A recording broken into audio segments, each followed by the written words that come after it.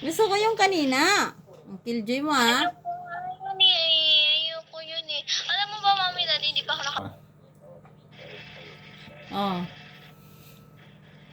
Pag si daddy sumusunod ka, pag si mami ayaw mo. Pagbigyan mo na niya, sabi ko, kasi nangungulit ka. Diba? Ang ganda ng anak ko, ah. Love you na. Thank you. Yung ano na lang, yung pangit ka. Kasi yan yung gusto mo, di ba? Maganda ka dyan. Oh, yung pangit ka naman, tanggalin mo na. Oh. Tanggalin mo na, baliktad ka kasi. Yung gusto mo yung... ang pangit ng anak ko.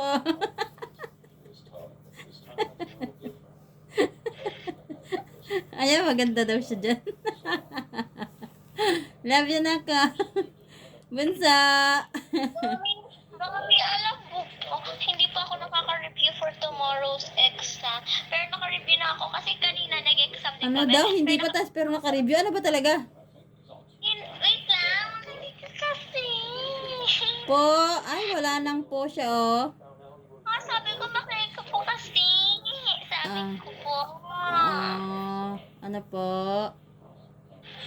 Ang sabi ko po, ay po, na hindi pa po ako nakaka-review for tomorrow kasi kahapon nag-exam na kami. Naka-review na ako ng exam kahapon. Pero ngayon, may exam ulit kami bukas. Hindi pa po ako po naka-review po. Ngayon po, para po ka-exam po. Bukas po. Ano talaga tong anak mo? Nagmana ka talaga sa daddy mo. Anong sabi O niya? sige na, mag-review ka na pala po. Love you, naka. Anong sabi niya? Araso, ba't kasi tumawag ka, magre-review ka pa?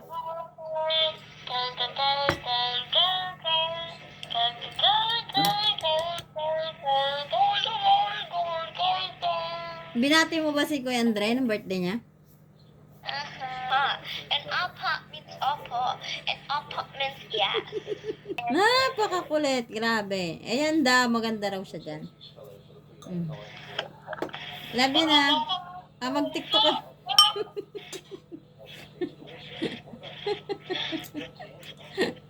Ay, ano ba yan? Puro ka ganyan. Ano ka ba? Mag-taekwondo ka na? Mag-karate ka? Love you, bunso. Hindi, magre-review na daw siya. Arasa, mag-review ka na nakang. Ay! Ano ba yan? Ang nga ba ng dila mo, nak? Ayan. Ang pangit! Paputol ka yung dila mo. Pagupitan natin yung dila mo na. Gupitan daw yung dila mo. Oo.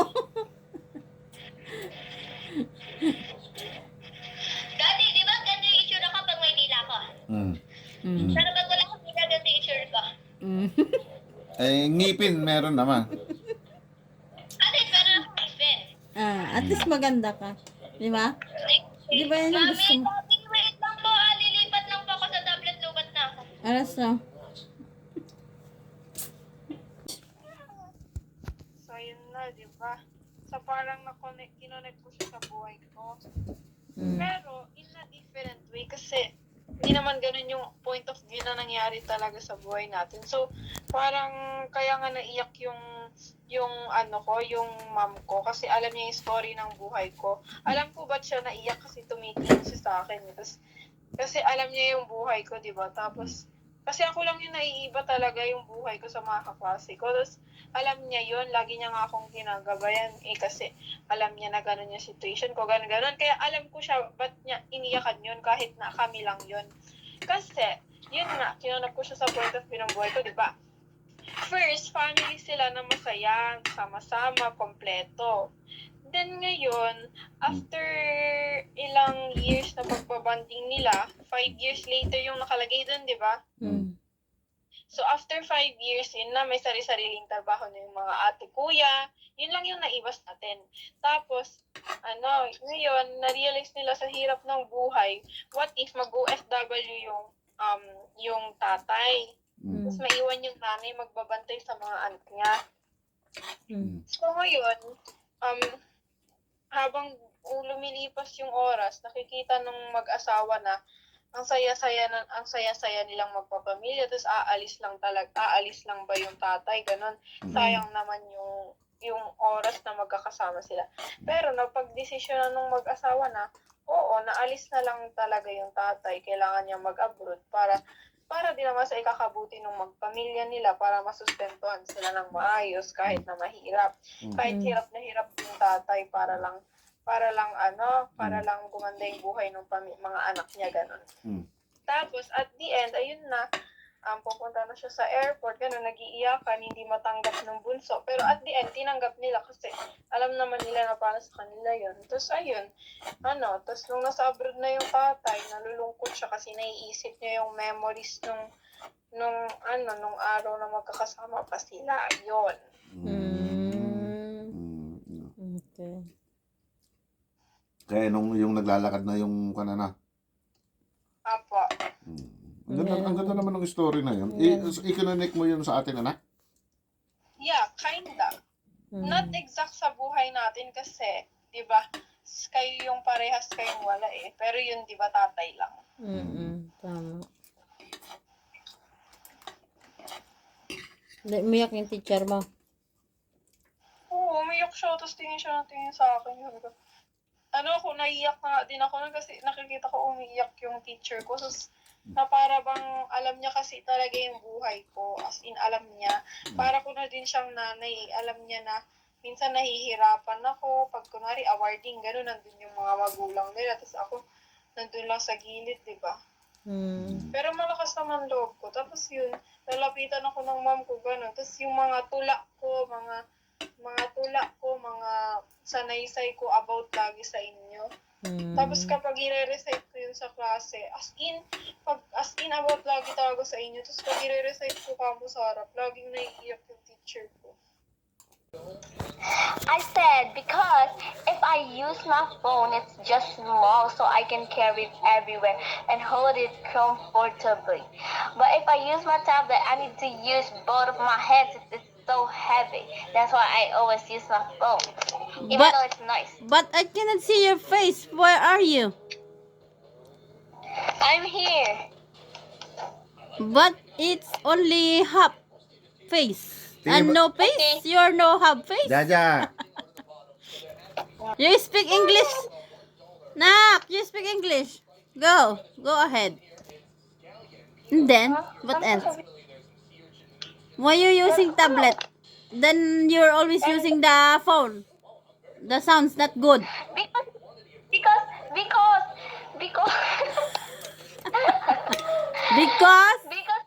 because I can hold it comfortably and it's just small, so I can hold it comfortably. It's just small, like I can hold it everywhere. I can sleep while holding it, but this tablet is just enormous and I can just hold it with 2 hands.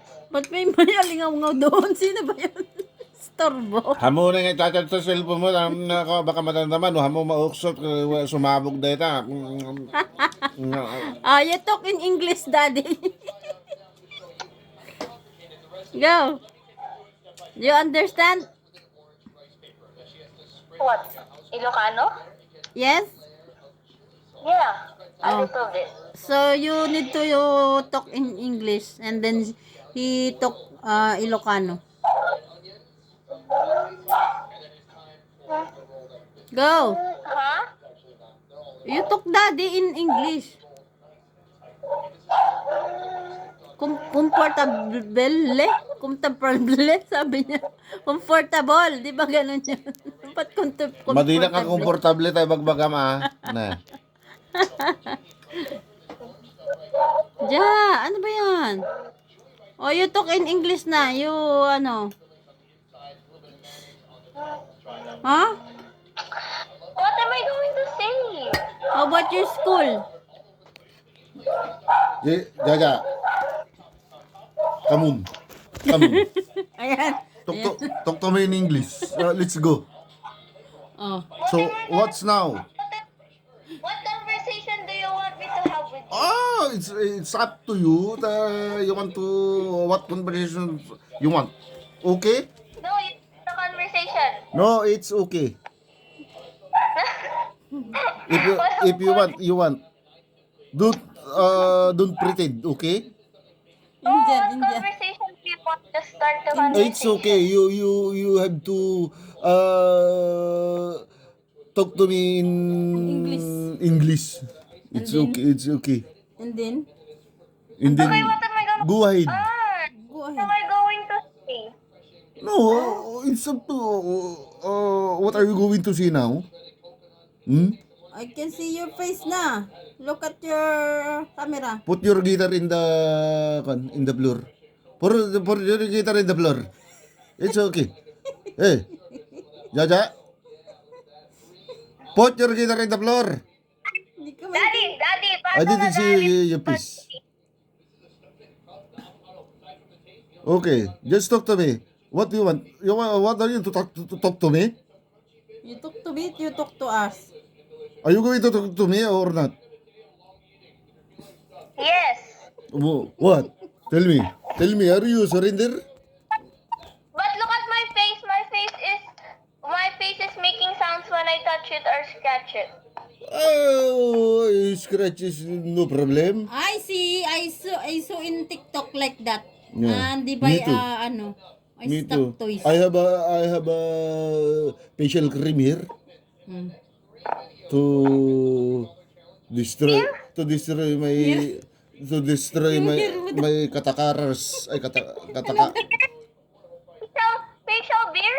No, Facial facial cream. facial cream. Mm. What are you doing? What are you doing Scratching there? my Are you eating kebab? I'm scratching You eat kebab? face. You like kebab? Kirat? Kebab. Kebab, di niya alam yun. Kebab. Do you know kebab? Is Like is a- Pakistan food, is Indian food. Indian food. I'm eating kebab. Mm. Do you know the kebab? No. No. No? Oh. Like shawarma, anak. Like Kebab shawarma, is like that. shawarma. Yes. So, Did you try to eat that? you ignorance in Indian food. You ignorance. Eat that kaya. Oh, No. it's yummy. I don't know how to speak kaya. I don't know how to understand kaya. What is kaya? What is kaya? Is it Chinese? I eat dough. You eat dough? Do. No. You eat dough? Oh, you eat dough.